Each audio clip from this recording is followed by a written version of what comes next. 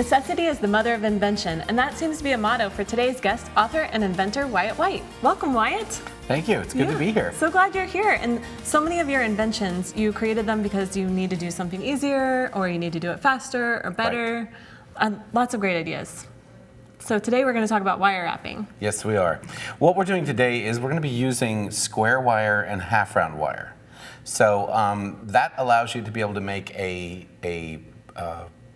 structure, if you will, for the cabochon or a faceted stone or what have you. We're going to do something like a found object, and that would be a cameo.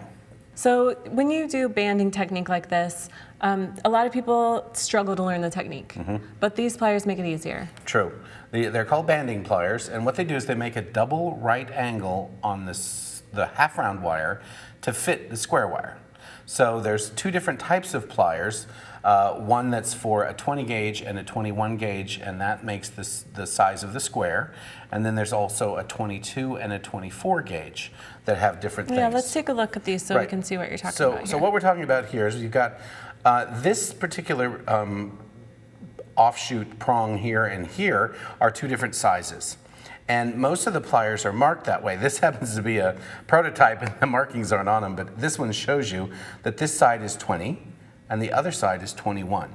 So when you make a compression with this plier, it makes a double right angle that helps you corral, if you will, the pieces of square wire. Got it. So binding it together there. Right. So, and when we're talking about square wire, we're talking about here is a square and here is a half round. So the half round wire of that will hold on to the square wire. So you get the wire in a bundle, sort of like this, and you would cut these off. There's little holders for it. And what you need to do is you need to straighten the wire. So this is a very, very handy tool that we created that allows you to do just that. You open this and then roll it over, and then very carefully just pull this right through there, and see how beautifully that straightens it? Sure does. A couple of times, and you're ready to cut your segments. That's what you're gonna do to, you're gonna wrap that. Okay. So you would just take a flush cutter and cut your segments. Normally I would measure my cabochon and then make this probably 4 to 5 times the length of the circumference of the cabochon, just so you have some extra wire left over to be able to work the bail with. Okay, to do something decorative at the end. Right. Now, I determine how many of these square wires to use based on the thickness of the cabochon. So with this particular one, these cabochons are fairly thick, so I'm going to use 4 strands of the wire. So I've got some cut, so we'll put those with the ones I just cut. And now comes the half round wire. Now this one I don't have to pull it through the straightener because we're going to be bending this up. So I would cut probably 4 to 5 of these in just about a 2.5 inch length. And then you also have to determine how many revolutions you're going to go on the finished piece. So with this one I have selected 3 on the top and 4 on the bottom. So these wires are plenty length to do that. So what the banding pliers do, first off, the single banding plier helps you attach a 1x4 in this case, because we've decided that the cabochon is thick enough that we need to have 4 strands of the wire to be able to have enough room to frame it properly.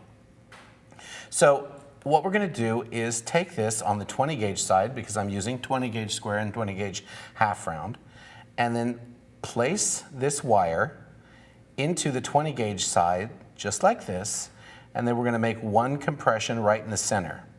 What that does is that puts that double right angle into the half round, and I'm just going to push just a little bit here and here.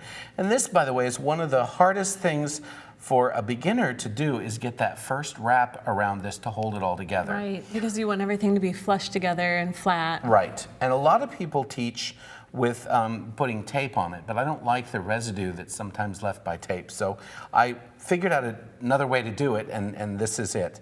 So when I'm working, I will go ahead and make all of these. I call them, can't think of what I call them. I would call it a tie or something. Yeah, it's a Staple tie or kind of? a staple. That's what I was looking for. Thank you.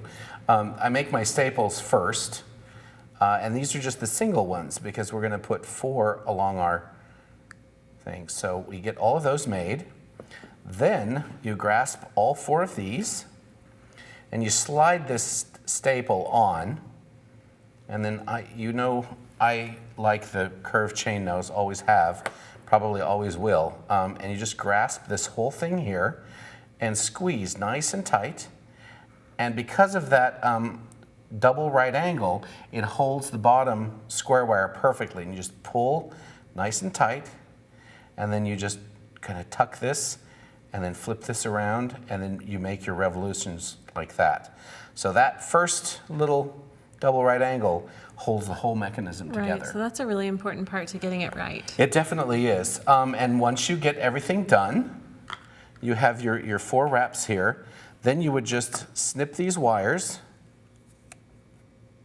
or you could keep them all. It's sometimes smart to keep all of the wires going the same direction, so you make sure you have all of the cuts on one side. So that then would become the inside where the cabochon is going to sit. Yeah, that makes sense. So I'll just cut this and show you how to tuck these down.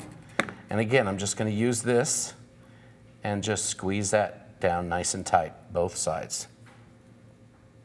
Okay. And then that one's going to go at the base of your cabochon. Right, well, there'll actually be 2. There'll actually be 2. So once you've done the 1, then you would do 2 more, and then 2 more after that. Then you use that to fold this, and you start to bend it around the cabochon. All right. So that you start to get a shape for what you're gonna be doing. Then comes the very interesting part, the part that is sometimes the easiest to mess up. You've got to be able to make a little shelf on the bottom here to accept the stone. So what I like to do in this particular case, you're going to grab, I'm going to have to use my better magnification. As we tend to age a little bit, it takes a little bit more magnification for us to be able to see exactly what we're doing. So you just grab the bottom and make sure you're on the bottom. These are on the inside. And you grasp the single bottom one probably about 3 millimeters from the bands. And then I'm just going to take and twist it just like that. So you begin to push that bottom strand out a little bit. I need to put it in the same position, then do the same thing there. Now that creates a little lip in here that's going to sit right on. Perfect. So as you keep working on this, you're going to have your little outcrop on the bottom, and you would do 2 on the sides, and then flip it over and you do the 2 for the top. Yeah, so that you can really hold it in place. Right, and sometimes you have to open those up. So those 2 things sometimes have to be opened up to fit the different parts of these cabochons. This one in particular has some very, it varies from one end to the other on how you can hold it. So you just flip this in here, making absolutely certain that everything fits nice and snug. We just have about a minute left, and I want to make sure that we get to see your beautiful decoration there at the top. All right, so what happens after that, then you've got to use the double banding plier on a piece of half round, just like we did before. Only the double half round, the double banding plier is going to make a band large enough to go around all of these at the top. So at this point, you have to go around a 2x4. Okay, so you want to make sure that your staple is big enough to fit over that whole unit. Exactly. So that goes on there, and you just push it down and get it nice and tight, and do the same thing that we did before to tighten it. Once you've got it nice and tight, you'd cut it off, and then in this particular case, I pulled these out, the front and the back, and I started doing what's called a half-round sumac technique. And that you just take the half-round wire and start wrapping it around the other pieces.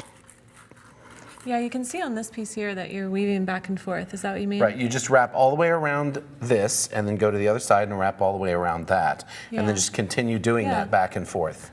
Do you have your wire there that you need your half round? Yes, I do. All right. I just need to break open the package. That's one of the funnest things to do in wire is to open new packages. I know, it's true.